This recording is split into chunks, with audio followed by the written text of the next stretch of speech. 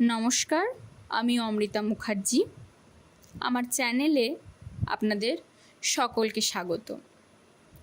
আজকে সৈয়দ মুস্তাফা সিরাজের লেখা সত্যিভূত মিথ্যেভূত গল্পটি আপনাদের শোনাবো। আমার গল্প শুনে যদি আপনাদের ভালো লাগে তাহলে চ্যানেলটি সাবস্ক্রাইব এবং ভিডিওগুলো লাইক করার অনুরোধ রইল। তাহলে চলুন শুরু করা যাক আজকের গল্প। সেদিন সন্ধ্যায় ঝিরঝিরিয়ে বৃষ্টি ঝরছে। টেবিল বাতির আলোয় জম্পেশ করে একখানা গল্প লেখার জন্য কলম বাগিয়ে ধরেছি। এমন সময় কলিং বেল বাজলো বলা ভুল, বাজতে লাগলো। লেখার মুড নষ্ট হলে সব লিখিয়েই খাপ্পা হয়ে উঠে গেলুম। কলিং বেল একবার বাজানোই তো যথেষ্ট। অন্তত এই কথাটা বলে মনের ঝাল ঝাড়ব, আগন্তুক যেই হন না কেন। দরজা খুলে দেখি ঢ্যাঙা কেঠো চেহারার প্রৌঢ় এক ভদ্রলোক। পরনে সাদাসিধে ধুতি পাঞ্জাবি, মুখে খোঁচা খোঁচা দাড়ি গোঁফ এবং মিটমিটে হাসি। কিছু বলার আগেই করজোড়ে নমস্কার করলেন। আপনি কি বিখ্যাত লেখক নকুড়চন্দ্র বই? আপনার সঙ্গে কিছু জরুরি কথাবার্তা আছে। বিখ্যাত কথাটায় প্রশংসা ছিল, আর প্রশংসা শুনলে কোন লেখকই না খুশি হন। আমিও খুশি হলাম বই কি। অমন করে বেল বাজানোর কৈফিয়তও চাইতে ভুলে গেলুম। তাছাড়া জরুরি কথাবার্তা, ব্যাপারটাও আশাব্যঞ্জক। ভদ্রলোক নিশ্চয়ই কোনো প্রকাশক, তাই খাতির করে বললুম, আসুন আসুন, ভেতরে এসে বসুন, তারপর কথাবার্তা হবে। ভদ্রলোক ঘরে ঢুকে সোফায় বসলেন। তারপর হাই তুলে বললেন, আপনি তো ভূতের গল্প লেখেন। একটু হেসে বললুম, মাঝে মাঝে দু চারটে লিখি। তা আপনি কি? ভদ্রলোক আমার কথায় বাধা দিয়ে বললেন, আমার কথা পরে হচ্ছে, আগে আমার প্রশ্নের জবাব দিন। এবার একটু অবাক হয়ে বললুম, কি আপনার প্রশ্ন? ওই যে বললুম আপনি ভূতের গল্প লেখেন। কিন্তু কথাটা হলো, আপনি যে ভূতের গল্প লেখেন, আপনি কি কখনো ভূত দেখেছেন? বিরক্তি চেপে বললুম, লেখকেরা যা লেখেন কল্পনা করেই লেখেন।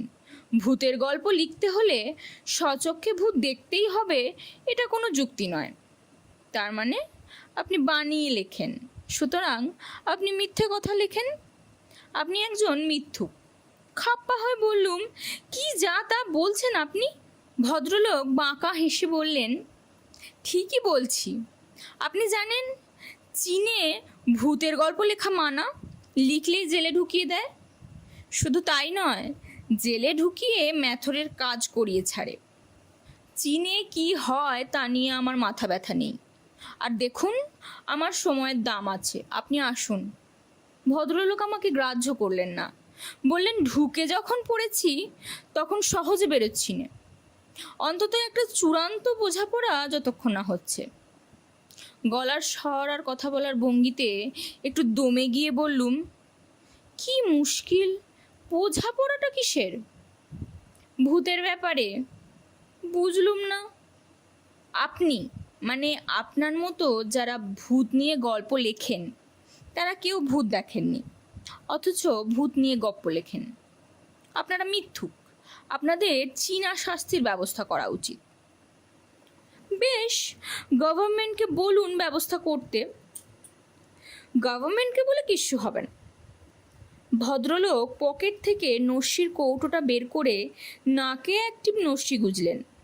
তারপর বিকট একখানা হাঁচি হেঁচে বললেন, ভূতেদের না দেখে ভূতের গল্প লেখা অন্যায়, কারণ এতে খামোখা ভূতেদের ডিস্টার্ব করা হয়।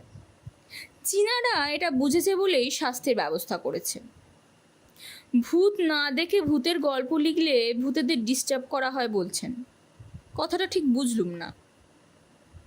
খুব সহজ কথা, যাদের সচক্ষে দেখেননি তাদের কথা লিখছেন, তার মানে আপনি তাদের সম্পর্কে ভুলভাল ইনফরমেশন দিচ্ছেন। তারা যা নয় তাই লিখছেন, তার মানেটা দাঁড়াচ্ছে আপনি সত্যের অপলাপ করছেন। তাহলে আপনি বলছেন সত্যি সত্যি ভূত আছে?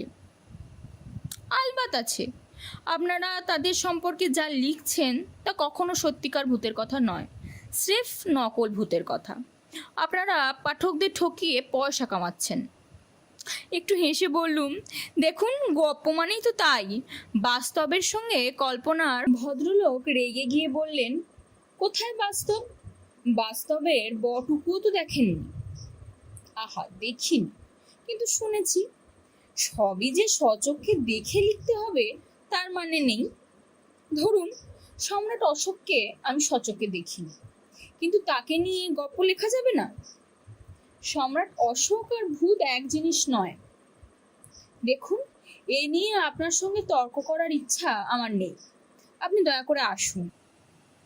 ভদ্রলোক আগের মতো বাঁকা হেসে বললেন, একবার ঢুকে যখন পড়েছি, হেস্ত নেস্ত না করে সহজে বেরোচ্ছি না। খাপ্পা হয়ে উঠে দাঁড়িয়ে বললুম, পুলিশকে ফোন করব বলে দিচ্ছি। করুন। ভদ্রলোক ফের হাই তুলে বললেন, তবে আপনাকে একটা সুপরামর্শ দিতেই এসেছি।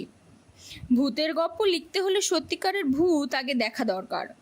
তাদের সম্পর্কে রং ইনফরমেশন দিয়ে গুলতানি ছাড়া অত্যন্ত অন্যায়। এতে ভূতেদের অপমান করা হয়। চার্জ করার ভঙ্গিতে বললুম, সত্যিকার ভূত বলে কিচ্ছু নেই। ভূত প্রেত মানুষের 100% কল্পনা। কল্পনা 100%? আলবাত 100%। সত্যিকার ভূত নেই। না, নেই। দেখতে চান?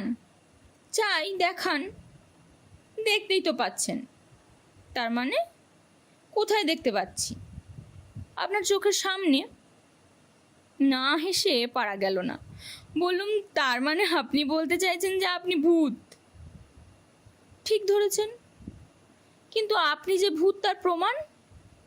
প্রমাণ আছে বই কি, তবে এত সহজে চাওয়া মাত্র প্রমাণ দিলে কি চলে?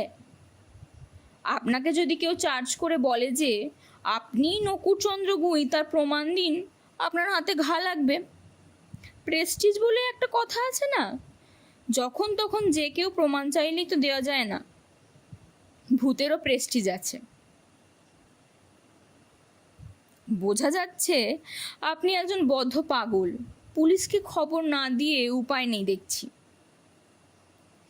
রেগে মেগে পাশের ঘরে গিয়ে থানায় রিং করলুম। কিছুক্ষণ রিং হওয়ার পর ঘ্যান ঘ্যানে গলায় সাড়া এলো। তখন নিজের পরিচয় দিয়ে বললুম, আমার ঘরে জোর করে একটা লোক ঢুকে পড়েছে, কাইন্ডলি কেউ এসে একটা ব্যবস্থা করুন। হাতে অস্ত্র আছে নাকি? না। টাকা পয়সা দাবি করছে কি? না না, ব্যাপারটা হলো লোকটা বদ্ধ পাগল। তাই বুঝি? তাহলে কোনো মেন্টাল হসপিটালে খবর দিন। কি আশ্চর্য! আশ্চর্য কিসের? পাগল টাগলের হ্যাপা সামলানো পুলিশের ডিউটির মধ্যে পড়ে না। কাইন্ডলি কথাটা শুনুন আগে। বলুন। লোকটা বলছে সে একজন ভূত। তাহলে ভূতের রোজা ডাকুন। আপনারা কেউ আসবেন না তাহলে? সরি, এটা পুলিশের ডিউটির মধ্যে পড়ে না। ফোন রাখার শব্দ হলো। কি করব ভাবছি, এমন সময় হঠাৎ মনে পড়ে গেল লালবাজার পুলিশ হেডকোয়ার্টারে আমার এক পরিচিত অফিসার আছেন। বরাত জোরে তাকে পাওয়া গেল। ব্যাপার শুনে প্রথমে একচোট হাসলেন, তারপর বললেন, আসছি এক্ষুনি, কথাবার্তা বলে টলে জাস্ট মিনিট 5 আটকে রাখুন। বসার ঘরে ফিরে দেখি ভদ্রলোক চোখ বুজে যেন ঘুমাচ্ছেন। পুলিশ আসছে, অতএব আমি এবার বেপরোয়া বললুম, ও মশাই, শুনছেন? চোখ বুজে যেন ঘুমের মধ্যেই বললেন, শুনছি। লালবাজার থেকে পুলিশ আসছেন। এখনও বলছি, আপনাকে বিপদে ফেলতে আমি চাইনি, আপনি কেটে পড়ুন। ভদ্রলোক একই অবস্থায় থেকে বললেন, কে আসছে বললেন?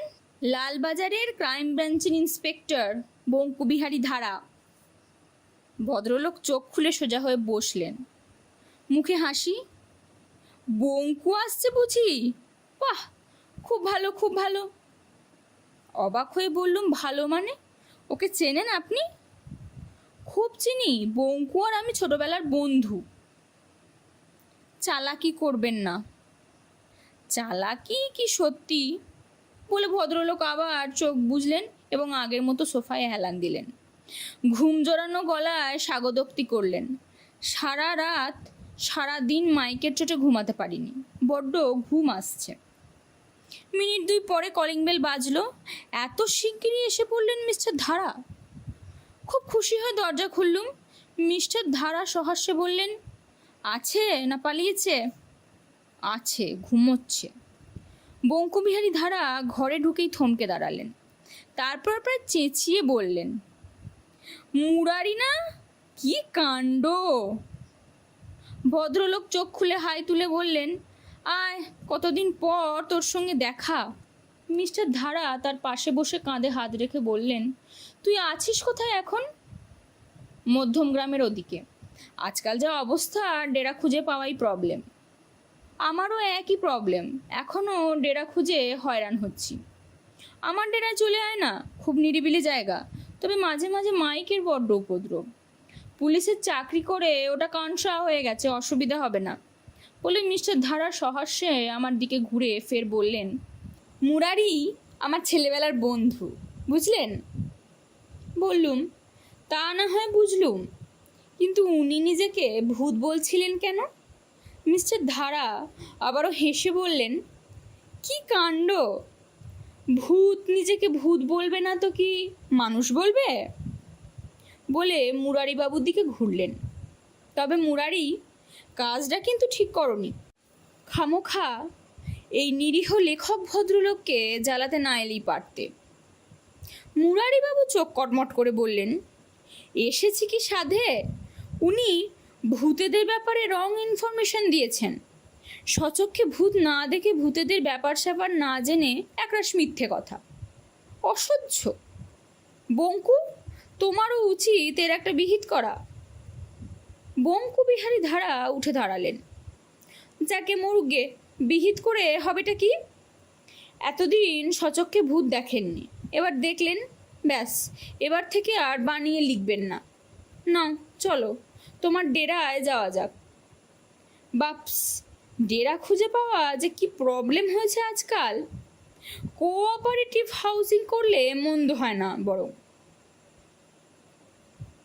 কথা বলতে বলতে দুজনে বেরিয়ে গেলেন। আমি হতভম্ব হয়ে রইলুম মিনিট 2। তারপর টনক নড়ল। ঝটপট দরজা বন্ধ করে হন্তদন্ত হয়ে পাশের ঘরে গেলুম। ফের থানায় রিং করলুম। তেমনি দেরি করে সাড়া এলো। বললুম, আমি লেখক নকুরচন্দ্র গই বলছি। একটু আগে একটা লোকের কথা বলেছিলুম। লোকটা চলে গেছে তো? হ্যাঁ, কিন্তু একটা খবর জানতে চাইছি। লালবাজারের ক্রাইম ব্রাঞ্চের ইন্সপেক্টর বঙ্কুবিহারী কাগজে খবর পড়েননি? ডাকাতদের সঙ্গে সংঘর্ষে গতরাতে উনি মারা গেছেন। এ পর্যন্ত শুনেই ফোনটা নামিয়ে রাখলুম। তারপর নাক এবং কান দুই মলে প্রতিজ্ঞা করলুম, আর কখনো ভূতের গল্প লিখব না, লিখব না, লিখব না।